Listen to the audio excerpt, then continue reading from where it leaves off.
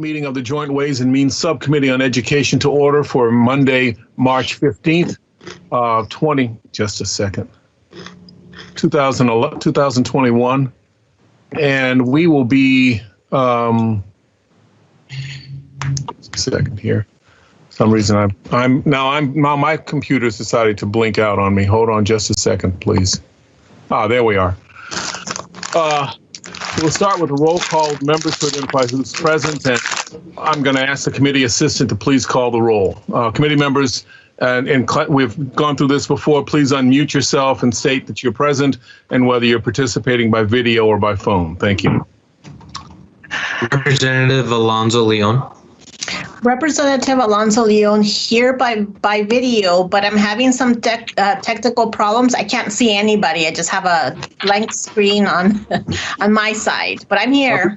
Representative Alonso Leon, you're not alone.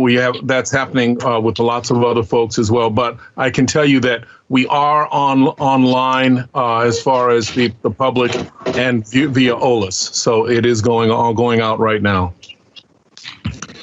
Representative Levy.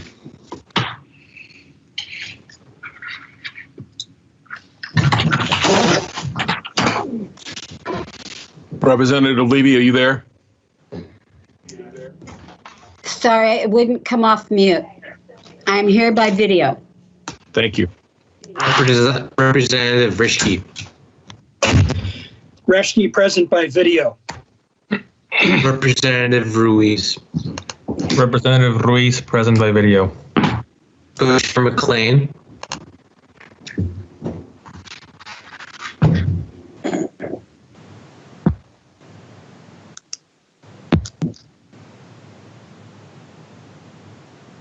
Representative McLean, are you there?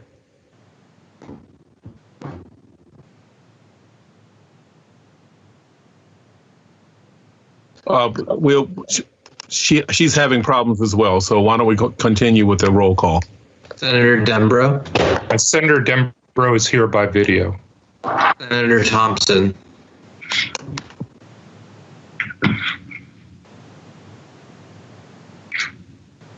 He's usually on the phone, so if he may not have been able to click in or off there.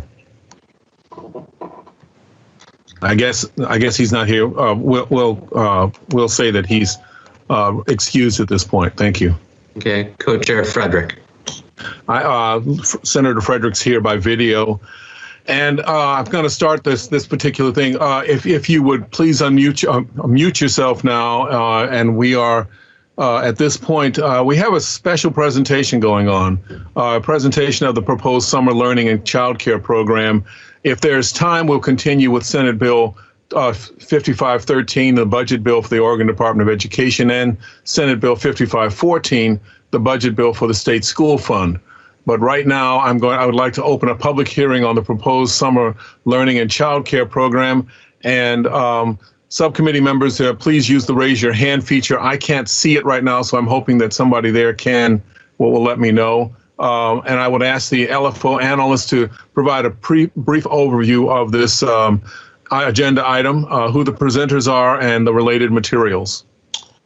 Mr. Chair, members of the subcommittee, Doug Wilson, LFO, you have a number of presenters. The governor is on, the Senate President, the Speaker, and Senator Johnson also would like to testify. And then more details on the program would be presented by Colt Gill, Director of the Department of Education, as well as Miriam Calderon. So that is the agenda for this first part of the meeting. Well, thank you. I'm going to ask the presenters to begin their presentation, and we get a chance to first of all hear from Governor Kate Brown. Governor, if you would like to start off, thank you. Thank you so much, and good afternoon, everyone. For the record, Kate Brown, currently serving as Oregon's governor. Really appreciate the opportunity to join Speaker Kotek and President Peter Courtney to talk about this critical package of summer investments for Oregon's children. The pandemic has really changed all of our lives, but few have had their lives upended in quite the same way as our children. School is one of the central pillars of a child's life. The last year has left Oregon kids cut off from friends, teachers and counselors, from sports and after-school activities, and from the social and emotional support that in-person schooling provides. The vast majority of Oregon's children have spent the last 12 months trying to learn in the same way I'm addressing you now, sitting in front of a computer screen. I don't know anyone who would say that this is their preferred way to run a legislative hearing, much less a classroom. And too many children who need help aren't getting it. In some school districts, as many as half of all high school students are failing at least one course. Chronic absentee rates are shockingly high in some districts, particularly for our Black and Latino, Latina, and Latinx students. When I began the conversation several weeks ago about the help our students would need after a year of distance learning, my first thought had been summer school, more in-person classes to make up for lost academic time. But as I spoke to educators, they reminded me of something far more critical. Our children are bearing larger burdens than lost learning time. From pre-K through high school, they're surviving a pandemic with all the pain, stress, and isolation that entails.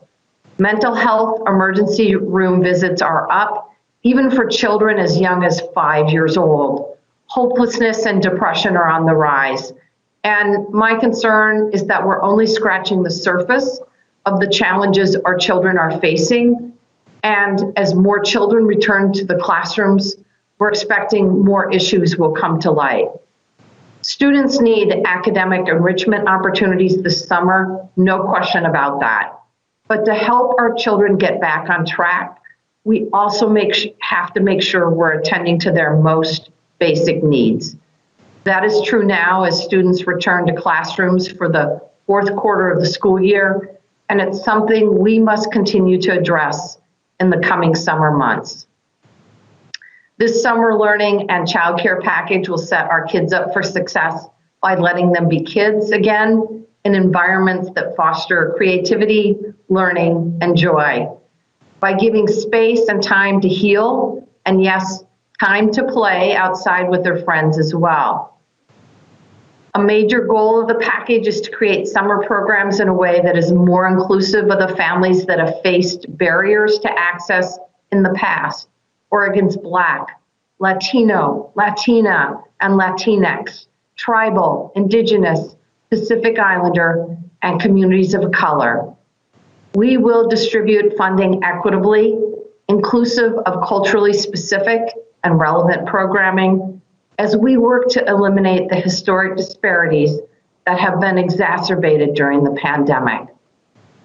From outdoor and extracurricular activities, hands-on experiential and project-based learning, maker spaces, camps for the science and arts, to wraparound health, wellness, and nutritional services, to childcare in the summer months to help families access these summer learning opportunities, recognizing that the past year has been incredibly hard on our parents and our caregivers, especially working mothers who struggle to balance work and childcare. This package is about supporting the whole child, attending to their needs, so that next fall they can return to school happy, healthy, and ready to achieve. We certainly have more work to do as we look ahead to the next school year. Addressing the impacts of COVID-19 pandemic on our children isn't something we can accomplish in one semester or even 1 year. But if this year has shown us anything, when times are hard, Oregonians come together to help one another. So I hope you will join us in supporting this important package to take one small step forward for Oregon's kids this summer. And with that, I'm going to turn it over to the Senate President, Peter Courtney. Thank you. Mr. Chair, this is Doug. I have a message here that Senator Courtney would like to go after the speaker.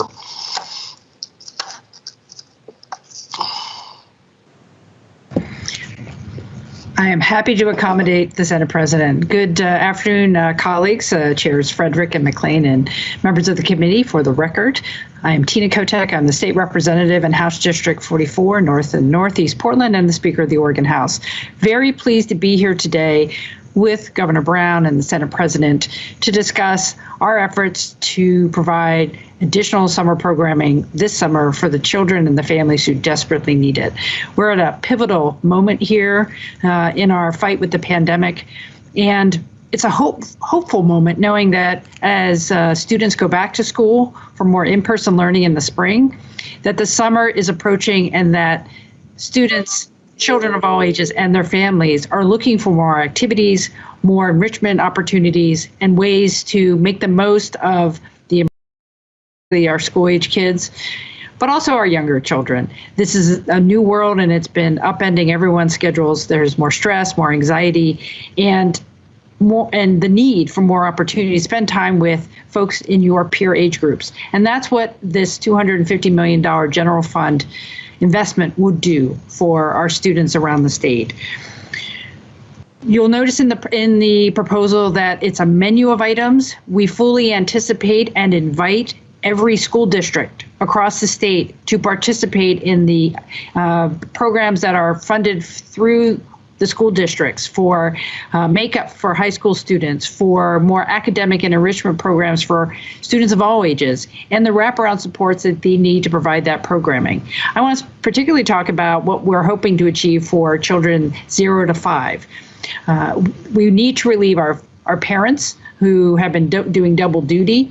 We need additional childcare support, not only for the families themselves who are trying to work in these difficult environment that we're in, but for the providers themselves needing more support. So we are looking at combining the general fund investments with the federal fund support to do more for our childcare providers, to provide thousands of more slots for preschool and pre-kindergarten programs that will be essential to providing that on-ramp to the coming school year in the fall. At the end of the day, families and students and children of all ages in the state are needing some hope and how they will have a fulfilling summer ahead of them. And this program will do that. This package of investments will do that. I fully hope that you will embrace this idea and support us and support this overall package. And I want to be very clear, our expectation that this money will be spent statewide in all communities to reach various populations of students and children. So we're optimistic that we can get this out the door in appropriate timing, working with the school districts and community partners. And I would urge your full support of this as we work it through, hopefully this week, as part of the biennial rebalance. Thank you so much. So I guess, Lou, I can't hear you. You're on mute. So do I just speak up? So yes, please go ahead. Okay. Thank you. I was thanking the governor and Speaker Kotek. You are next, sir. I didn't mean to interrupt. I couldn't tell. I couldn't hear you. I'm Peter Courtney, a state senator from District 11. It's my honor to join the governor of the state of Oregon, as well as the Speaker of the Oregon House Representative, but also, most importantly, to join the members of this august subcommittee of Ways and Means on Education, the co-chair Frederick, co-chair McLean, and the respective members. As I've said, my name is Peter Courtney, District 11. I'm here today to support this proposal, which is in front of you, regarding the summer learning and child care package. I think I can say this with some accuracy. March 13th, 2020 was a big day for the students of Oregon. That was the last day in the classroom for most of them. We all thought, and they thought, they'd be back in a few days and a few weeks, but we know what happened. It has now been over a year since some students, most of our students, have seen the inside of a classroom, a year since they seen their teachers and their friends in person. Our kids need help. We've all heard countless stories about students falling behind. Distance learning does not work well for some students. They're having a tough time keeping up. Through no fault of their own, it has been hard on their parents and teachers as well. Parents have gone above and beyond the call of duty to try to keep these children, their children, on track, even if it means they have to walk away from their jobs. Teachers have had to change their way of teaching in an instant. In an instant, they've had to change how they teach those children of ours, the children of Oregon. All the while, they try to make sure kids don't fall through the cracks. And we know some have. We know some have. Even in my own school district here, we have lost a large number of students, particularly of color. We know that. Kids they're not, but we also know, and the governor pointed this out, as did the speaker, our kids are struggling in other ways. They're struggling socially and emotionally. And I don't know if we understood it that much when we started down this path, nor would have we understood it. The word suicide is coming up a lot more now than it has before in this area, although the student success program we passed, we also heard about suicide back then. More of our kids are dealing with depression and anxiety, and I've already said the word I don't like to say too often, suicidal tendencies. Our children are really being affected by this pandemic, really being affected. We've introduced this program. It's interesting. I never thought it would be like this. I never thought we'd get this remarkable day.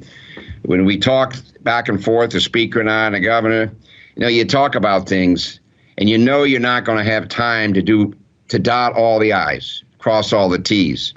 But we're trying to do something here. We want our kids to have a chance to make up for credits, to get out and socialize and have some fun. The funding activities for kids are of all ages. Child care is in here. Child care is something we cannot begin to emphasize enough. Child care, of course, it speaks to the parents. High school students who are behind, they can make up credit here. And that is a big deal for some of the people I know in terms of their students who have fallen behind in the high school area. And of course, and people might not quite understand this, they're going to get a chance, many children, to play and to have fun. And that's a big deal, a very, very big deal. It's called being able to socialize with their friends and get outside and do it in Oregon at a time when Oregon is at her best in the summer. Of course, I think Oregon's always at her best, but our children haven't had a chance to be outside in a long, long time. So I really want to thank you for taking up this package. It's a big one. And we don't have all the answers. I'm going to flat out admit it. We don't know exactly how to do everything. But I'll tell you, the school districts, the Department of Education, boys clubs, girls clubs, and your wives, among others, we're relying on you heavily to make this happen. And if we do it, it'll be one of the most remarkable moments in Oregon's history dealing with education of its children. Thank you. I can't thank you enough, subcommittee. My wish is that all of you can vote this out together, and we can do this all together on the House and Senate floor. Thank you. Thank you, Mr. President. I appreciate that. Senator Johnson, I believe, is next in line here. Thank you. Are you able to hear me? Because we too have computer problems here. I'm staring at a blank screen. We can hear you. I cannot see you at this point, but in some cases people can hear folks. But on OLIS, you are available and people can hear you. So go right ahead. Thank you. For the record, Mr. Chair and members of the committee, my name is Betsy Johnson. I proudly represent Senate District 16 that includes an awful lot of small communities. I heard the governor and the speaker on the Sunday morning, Your Voice, Your Vote, give a very high-level overview of this proposal, and I appreciated their remarks and their leadership. My brief testimony will focus on concerns about the operational details and how this program rolls out in rural places, especially those without centralized organizations as delivery mechanisms. Many of my communities do not have a YMCA, a Boys and Girls Club, or structured after-school activities. I'm going to call your attention to the need to leave flexibility and room for very specific needs as this $250 million rolls out. And I'm going to provide 4 very concrete examples, all centered around community swimming pools, because they provide such a clear example of the help some places need and deserve. I'll start with St. Helens, a 60-plus-year-old community swimming pool that right now has a broken boiler. For want of fixing that boiler, they can't heat the water, no swimming pool, no kids, no swimming. They need about $130,000, $150,000 to get the pool up to operational standards. Nehalem, another old pool, just limping along. They have foregone revenue all summer long as they have partnered with the elementary school to provide free swim lessons K to 5 for every child, whether they're homeschooled, alternative school, and they have foregone revenue. They have just passed a bond. They won't break ground on their new pool for maybe a year, and they need to keep that old pool alive and going. Tillamook is fortunate to have a YMCA that is professionally managed, and they do terrific work with their swimming pool. They serve geriatrics all the way through little kids and desperately need help to keep that pool functional as they have foregone revenues. And last, Astoria took the leap of faith a number of years ago to build a community aquatic center. It has been shut down for a year. Lots and lots of kids play and swim there, as well as other activities, and that needs to be brought online. My point is that we need to have a little room in this program for capital to be able to keep some of these older facilities that serve rural places, either help them with the logistics of reopening or the ability to reopen at all. My second point is that I worry about a variety of other issues as this plan becomes operationalized. In a perfect world, I would love to provide liability protection for those facilities that will donate their campgrounds, for example. I'm thinking of Camp Merriweather, Camp Kwanalong. I don't know if they would make their facilities available, but a number of denominations of the faith community have beautiful campground facilities. I think they should be afforded some liability protection if they welcome in these programs and kids. I worry about the locations and under what terms and conditions donated sites like when the prison donated site. Whoops. Now we're getting a lot of feedback, so I'll quickly finish. I worry about who the teachers and the supervisors are going to be, who provides background checks and qualifications. I want to make sure that we have a wide variety of skills that are able to be taught, and maybe not necessarily by certificated teachers, but by community volunteers with expertise. I worry about transportation, supplies, provisions, and comestibles. And finally, as a Ways and Means person, I couldn't leave without this last comment. I hope that we do not create a lot of new programs that are unsustainable over the long haul. We have to remember this is one-time money, and we are facing a lot of challenges in the 23-25 budget.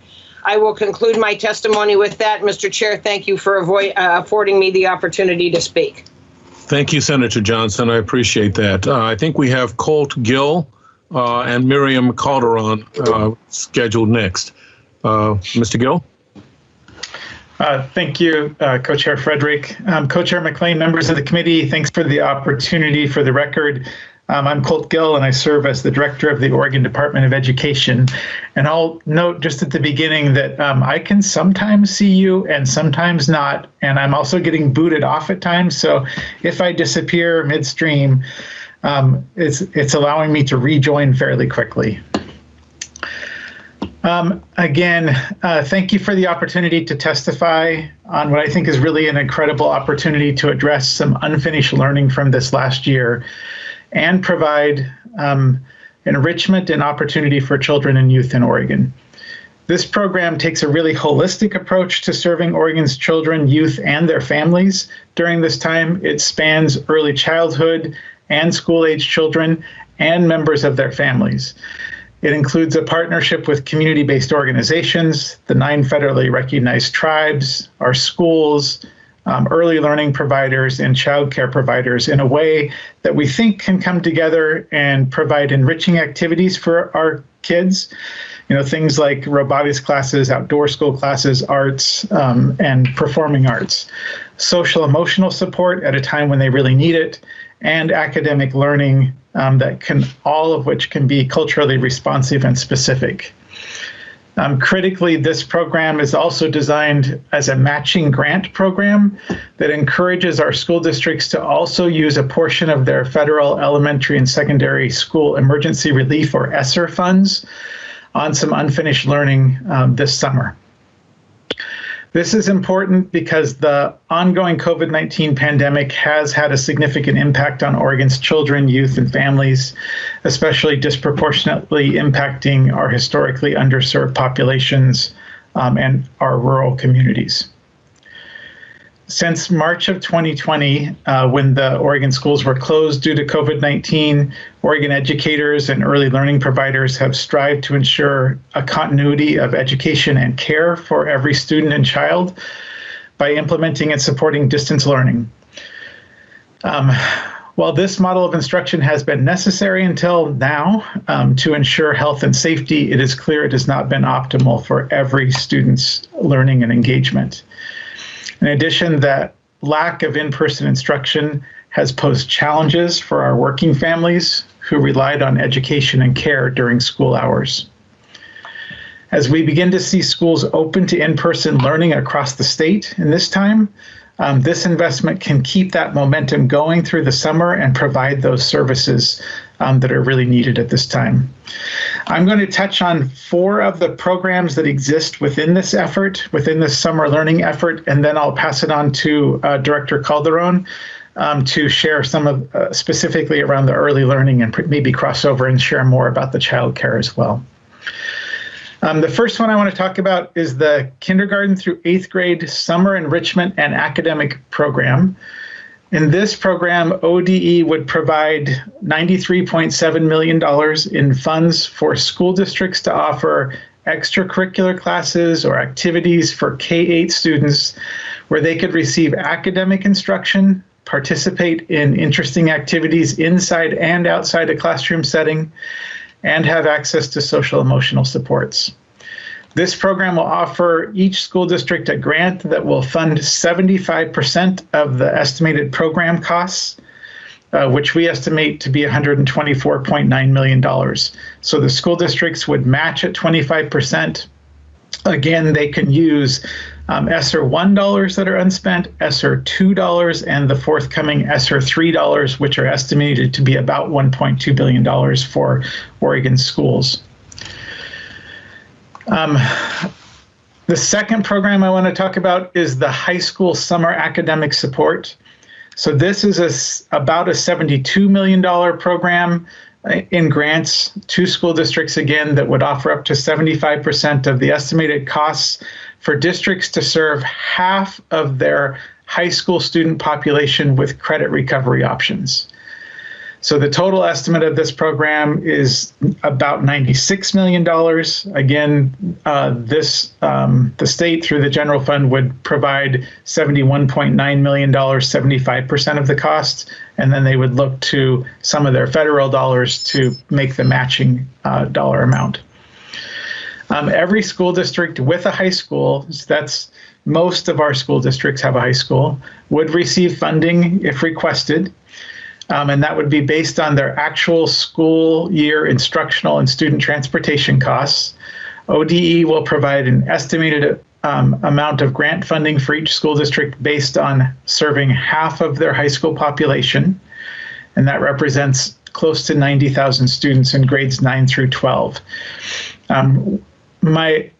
We would ask that they help students on their pathway to graduation, so they would likely serve seniors first who may be credit deficient. Seniors in the class of 2021 who earn their credits before the end of August can still be a member of that graduating class of 2021. And then we want to ensure that our 11th graders and 10th graders and 9th graders are all well on their way to graduation. The third program I'll touch lightly on is that ODE would enter into a partnership with the Oregon Community Foundation by providing a $41.2 million grant that allows both summer activities for children. These can be school-age children and younger children, 0 to 5, and their families, to provide activities that support learning inside and outside a classroom, but really support their ability to connect with one another, have some physical activity, learn about the music and arts, robotics, and other kind of STEM activities, and have some enrichment during the summer and really prepare for school in the fall. And finally, as a wraparound service, to have school-age childcare available. So this would be available through $30 million in general fund through this process and $10 million in federal fund grants that would provide a complement to the kindergarten through 5th grade summer school or summer learning activities, so that low-income families with K-5 students that wish to participate in those programs but need wraparound childcare, so early morning care, afternoon care that might not be the hours of the enrichment program, that would be covered for them right there at the school site or an off-school site. And they wouldn't have to worry about childcare needs should they need to have that so that they can go to work or school themselves. And I will stop there and turn it over to Director Calderon. And then I think we're both available to try to answer your questions if you have them. And we also have Assistant Superintendent Rick Krager here who can speak to some of the financial portions of the effort as well. Thank you, Superintendent Gill, Deputy Superintendent Gill. Just a second here. Do you, Ms. Calderon, are you available? Are you there? I am Co-Chair McLean. Good afternoon. I'm sorry I'm having issues. I keep getting bumped off as well. So if it's okay, I will keep my camera off. Well, keep the window open. Keep going. That's fine. Keep whatever you can.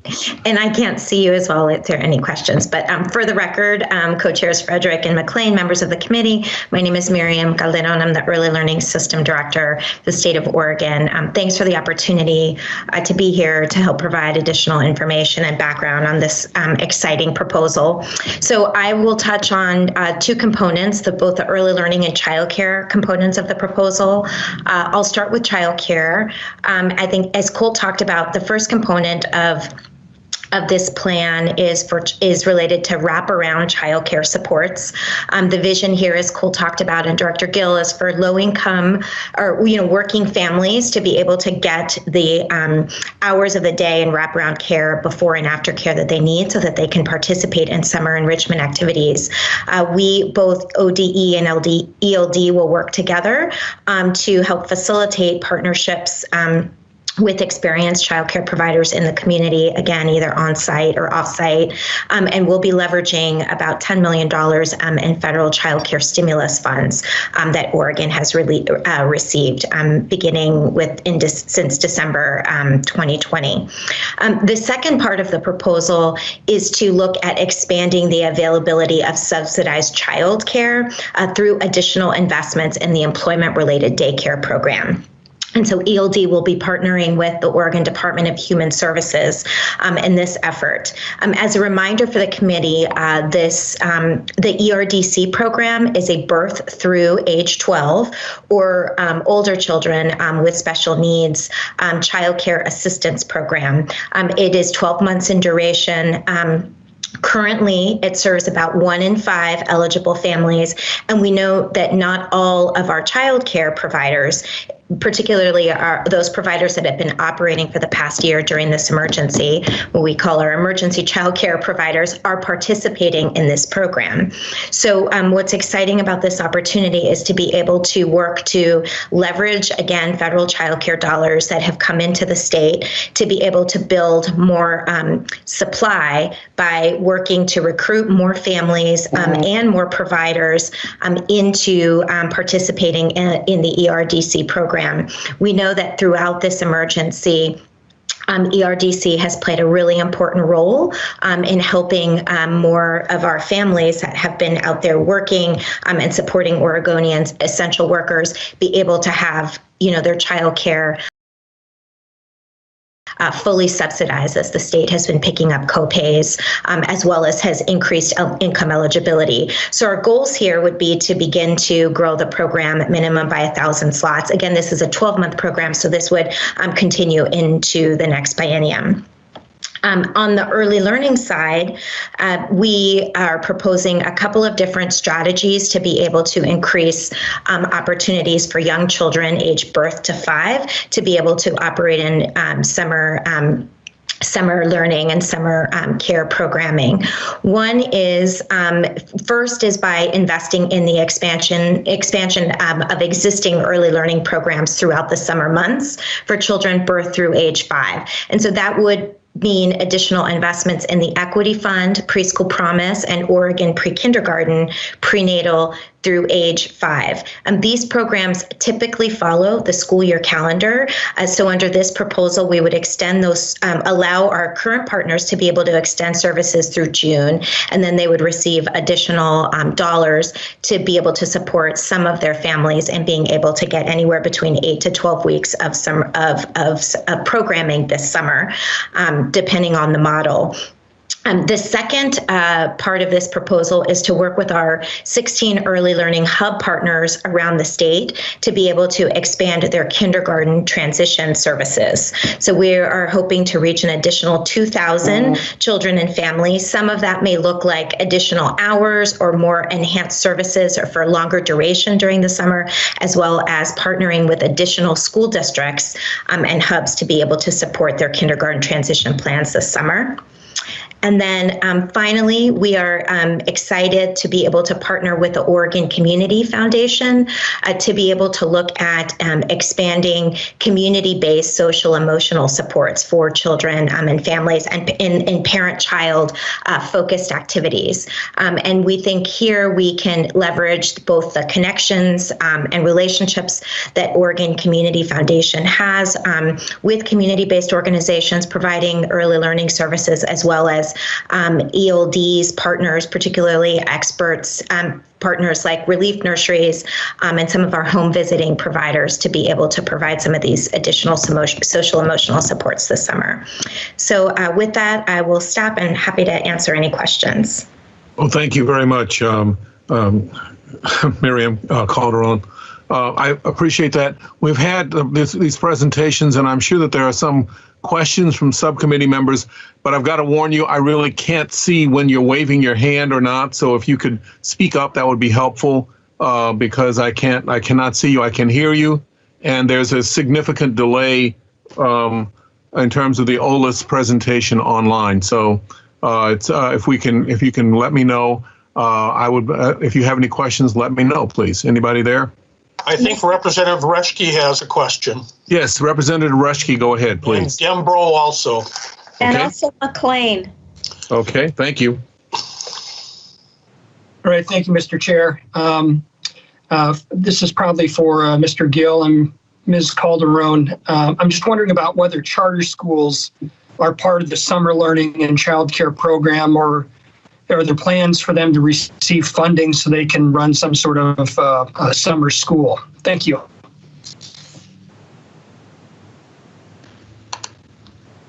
Co-chairs Frederick, McLean, Representative Reschke, yes, the plan is for summer schools to be allowable grantees. You mean charter schools? Sorry, did I said summer schools? Summer schools on my mind. Yes, for charter schools to be able to be grantees. Thank you. Senator Dembro. Yes, thanks, Mr. Chair. First of all, let me say how pleased I am that we're moving in this direction. This is something that a few of us have been talking about for quite a while. I have questions about two areas. I believe there's a lot of interest. This is probably for you, Colt, but Miriam, you may also have some thoughts.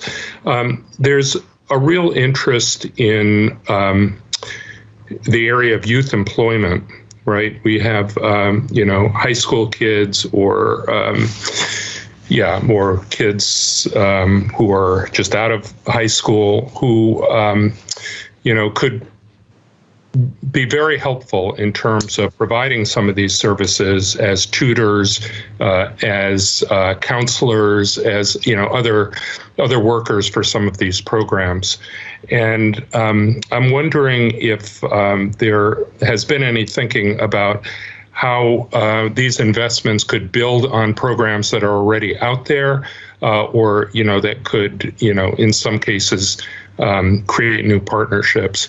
So that's one question I have, because I do believe that youth employment, for those who have been disengaged and have not had the sort of social interactions that they wish they would, and we wish that they would, youth employment situations can be very helpful. The second thing is, I've talked to